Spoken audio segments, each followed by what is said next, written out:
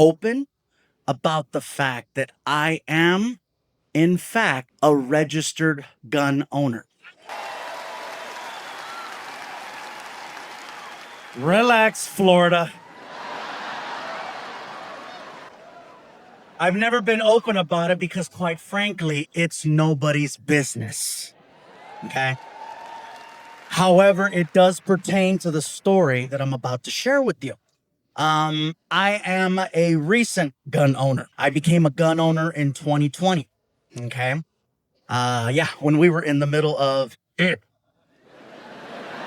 Every morning watching the news, we didn't know what was going to happen. And it started to feel irresponsible not preparing myself for a worst case situation. Every morning watching the news, it felt like we were headed towards the purge. Some of you are laughing, but think about this. The purge would have taken less time. Yeah, the purge. That's how they should have woke us up every morning, at least for entertainment purposes.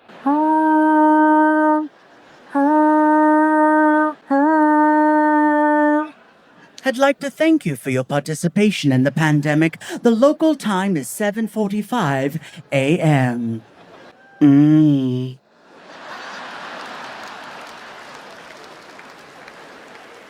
Fear is why I decided to buy a gun. I was afraid, and I got no problem saying that. I was scared. We didn't know what was going to happen. It's only for protection. I don't hunt. I don't want to hunt. I don't need to hunt. I know where there's 3 Chick-fil-A's. I'm good. I don't go out on the weekends, pull. There's no crank, crank, crank, crank, crank, crank, crank. I still own a Nintendo. I don't need that shit. Fear is the only reason why I decided to buy a gun. So next thing you know, I wound up at this sporting goods store right by my house. I walk in there and this place is packed full of people that normally would not have been open to the idea of owning a gun. But they felt like me. They were scared. And rightfully so. I kept hearing the same conversation over and over and over. I kept hearing this. I would rather have a gun and not need it than need it and not have it. That makes a lot of sense. And I was not about to let politics interfere with my personal safety. So next thing you know, I got in line. I had to get a little ticket with the number, like when you're at the DMV or, meat market, pinche carnicería, right? La bodega, número 5. Yeah, I got in line. 45 minutes. I waited in line. And as soon as I get to the front, this guy comes up to the counter and he's like, "How can I help you, son?" Well, and by the way, I heard some of you chuckle, and just so we're clear, I'm not saying that all people who sell guns talk like that. But his name was Jim. So Jim was like, "How can I help you, son?" Well, I'm here to see about purchasing my first firearm. Well, you come to the right place. You know what you want, or you need a hand? Actually, I've had some time to look at your selection, and I think I found something that's going to work for me. All right, well, show me what you got. Okay, right over here in the case, right here, this one. This one? Yeah, right here. This right here. This one, yeah. The one right here in the front. This one. No, not that one. This one. This one. No. This one. Not that one. This one. No, right here. The one in the front. With the tag. The tag. Right here. The one that says 2-2.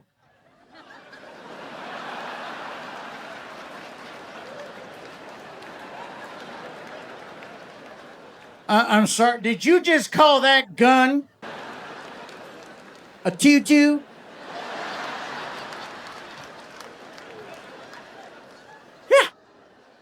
What? Jim, right? Jim, don't look at me like I'm crazy, dude. I'm just reading the tag. It says it right here. Look, right here in the front. It says 2-2. You mean a 22? Well, yeah, I guess. 2-2, 22, same thing. Son, I hate to break it to you, but there's a big difference between a 2-2 and a 22. But hey, this is California, so whatever floats your boat, son, all right? Now, is there any particular reason why you have selected a tutu? Well, as impressive as your selection of guns here is, I recognize a lot of them from movies. It's a bit much for me. I'm very simple. This gun looks very manageable. It's small, and it just looks easy. Plus, it's on sale. You know what I mean? And I mean, come on, man. A gun's a gun, right? Not exactly. Is this not a good choice? Son, you want my personal opinion or you just want to buy it and be done with? No, please tell me if I'm making a mistake. Is a 22 a good gun or a bad gun? Son, in my personal opinion, you're better off tickling them as far as I'm concerned. All you're going to do is aggravate the situation. Okay, you're just going to piss them off is what I'm trying to tell you. Well, Jim, listen to my thought process. My whole idea for the gun is I'm going to use the gun more so like as a deterrent. So if somebody breaks into the house, they're going to see this big, bald Mexican holding a gun, and then they're going to think twice and then rob my neighbors instead. Son, if somebody breaks into your house and they have a gun, they're going to know you're holding a 22. And I'll tell you what's going to happen. They're going to take it from you. And they're going to beat the holy hell out of you with it, right?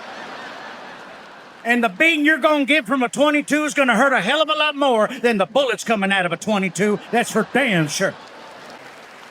Now listen, I don't know you, but I think I know your situation. And correct me if I'm wrong. You want to protect your home. Yes. Your family. Yes. Your valuables. Yes. All right, follow me. I think I got just what you need right here, okay?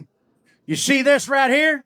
This here's a 9mm to start, okay? A 9mm is a solid firearm. 2 to the chest, that man is going down 10 out of 10. However, I got this special military grade ammunition over here. I got this here bullet. It's called a spreader. Yeah, that's what I used to call my ex. Oh, she was a real pistol, too. Let me tell you, that's why I had to move here to California. She'll never find me here. So, this bullet, when it comes out the chamber, it opens up. And when it hits, it'll leave a hole about yay big. And stupid me, I said this. I said, people survive that? Survive? Survive? Son, you don't want them to survive. You want them dead as fried chicken as far as I'm concerned.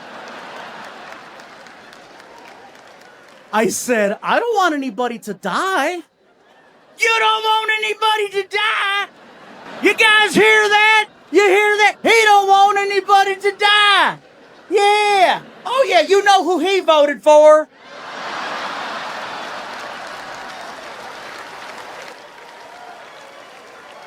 Look here, Tutu, you're stressing me the hell out, man. I want to help you, but you got to want to help yourself. So listen, I'm going to do everything in my power to get through this. I'm going to paint a picture for you, okay? Your home. Someone breaks in to your home. They have a gun. You have a gun. You have already told this person to leave or you will shoot. And they're not leaving. Matter of fact, they're doing the complete opposite. They're getting closer and closer and closer and closer. Now they're so close you can see the whites of their eyes. This individual is standing directly in front of you. You can see each other. This individual is prepared to do whatever it takes to leave with whatever they want, including taking your life. My question to you is, are you prepared to do the same? Are you willing to protect your family, your home, your valuables, and most importantly, yourself in this situation? What are you gonna do? First of all, bro, you should sell like life insurance, man, because you're missing your calling. I felt that. I felt it.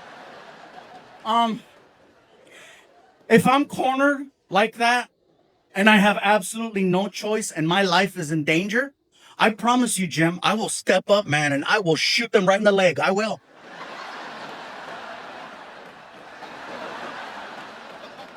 You really think you're going to hit the leg, Mr. First-Time Gun Owner? Hey, if I buy that bullet you're trying to sell me that covers that much, up close, I could hit a leg. 2 steps closer, I'll shoot him in the huevos. I will, dude. I'll hit a pelota. I will. No more babies, man. All right. You don't got to get graphic on me now. Son, you know what's going to happen if you shoot someone in your home in the leg and they live? Yeah, I know what's going to happen. I'm going to sleep better knowing I didn't take a life. And I was able to protect my home, my family, and my stuff. That's what's going to happen. Clearly you're a Disney fan. That's about the biggest fantasy I've ever heard right there. Son, I would ask you if you knew, but clearly you don't, so I'm not going to waste my time spinning my wheels on this one. I'm just going to call it like it is. If you shoot someone in your home and they live, they can come back and sue your ass. That's right. Now here's the kicker. They're gonna win. That's right. They're gonna win. And not only are they gonna get everything they wanted to get when they first broke in, when it's all said and done, you are gonna cut them a big fat check. Now, what do you gotta say about that? Said that motherfucker's gonna die.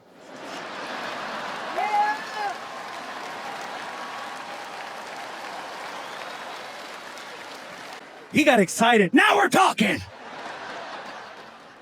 I found out something that day. I found out that people that sell guns are a lot like people that sell used cars. They play on your emotions and then they start to upsell you and make you buy things you don't want or need. He knew I was scared because he kept saying it to me. Because I know you're scared. You're scared and you're fears. You're worried. You're scared. And every time he'd say scared, something else would appear on the counter. He sold me so well that when he was done selling me, I wound up with 4 rifles and 4 handguns and a case of spreader ammunition. I hear some of you clapping, and why? It's excessive. I only have 2 hands. See, I feel, again, even though my home was burglarized, I feel grateful because I wasn't there and I had my dogs with me. I can't replace my dogs. I can't replace me. Stuff is stuff. However, if I would have been home, I would have done whatever I needed to do. That's the difference. I feel like in this situation, there's 2 kinds of people. One, people like me had the guns, had the ammo, glad they weren't there. But if they were there, they would have done something about it. Because if I was in bed and I heard the I jumped up, I would have grabbed my gun. I'd have ran out into the living room with no shirt on and 1 sock off. I'd have confronted the person. Freeze! Knowing my luck,